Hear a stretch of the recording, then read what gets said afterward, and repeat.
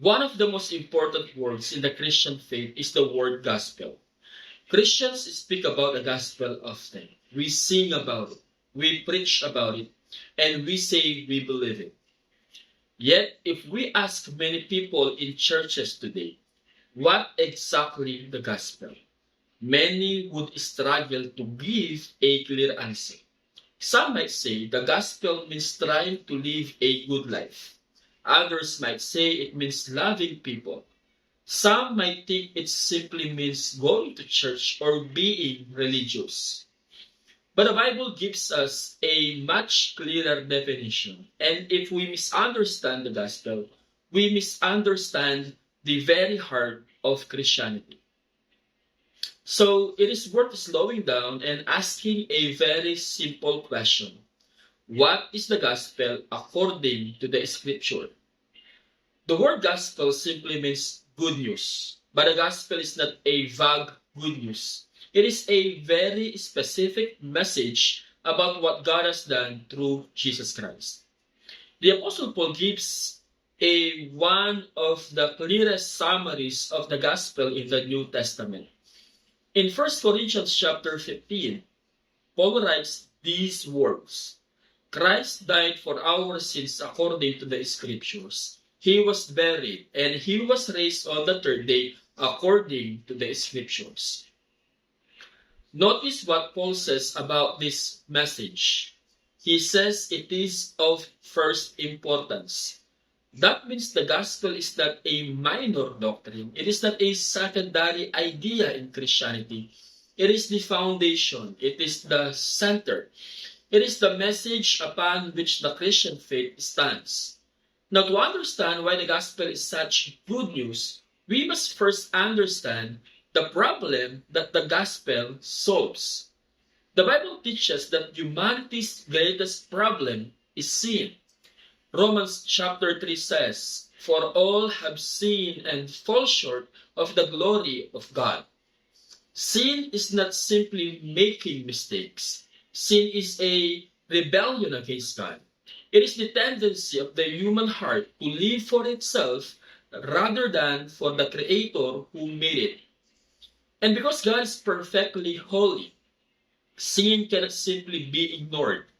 Scripture tells us that the consequences of sin, or the consequence of sin, is death. Romans 6 says, the wages of sin is death. That means apart from God's grace, humanity stands guilty before a holy and righteous God. That is the problem the gospel addresses. But the story does not end there. The gospel begins with the mercy and love of God. Even though humanity rebelled against Him, God did not abandon His creation. Instead, God acted in mercy. John chapter 3 tells us, For God so loved the world that He gave His only Son, that whoever believes in Him should not perish but have everlasting life. Notice something important here. Salvation begins with God, not with us. It is not humanity climbing up to reach God. It is God coming down to rescue sinners. That's why the gospel is called grace. Grace means undeserved favor. It means God saves people not because they deserve it, but because He Himself is merciful. And this brings us to the center of the gospel, the person of the Lord Jesus Christ. The New Testament teaches that Jesus is not merely a teacher or a prophet. He is the eternal Son of God who entered human history. The Gospel of John says, The Word became flesh and dwelt among us. Jesus lived the life humanity failed to live. Where we sinned, He obeyed. Where we rebelled, He remained faithful. Theologians often describe this as the perfect righteousness of Christ. Jesus fulfilled every requirement of God's law. And because He was perfectly righteous, He alone could become the Savior of sinners. This leads us to the heart of the gospel, the cross of Jesus Christ. When Jesus died on the cross, it was not simply a tragic execution. The Bible teaches that the cross was a substitutionary sacrifice. In other words, Christ died in the place of sinners.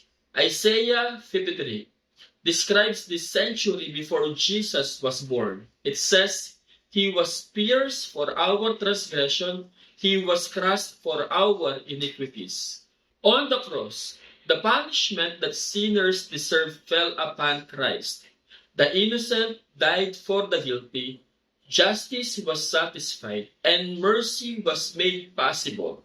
But the gospel does not end with the cross. 3 days later, Jesus rose from the dead. The resurrection proves that Christ truly is the Son of God. It shows that his sacrifice was accepted, and it declares that death itself has been defeated. Because Christ lives, there is a hope for the sinners. Now the question naturally follows: if Jesus accomplished salvation through his life, death, and resurrection, how does a person receive this salvation? The Bible answers this question very clearly. Salvation is received through repentance and faith. Jesus himself said, "Repent and believe the gospel." Repentance means turning away from sin. Faith means trusting in Jesus Christ alone for salvation. Not trusting in our works, not trusting in our goodness, not trusting in our religion, but trusting completely in the finished work of Christ. As Ephesians chapter 2 says, "For by grace you have been saved through faith, and this is not your own doing, it is the gift of God."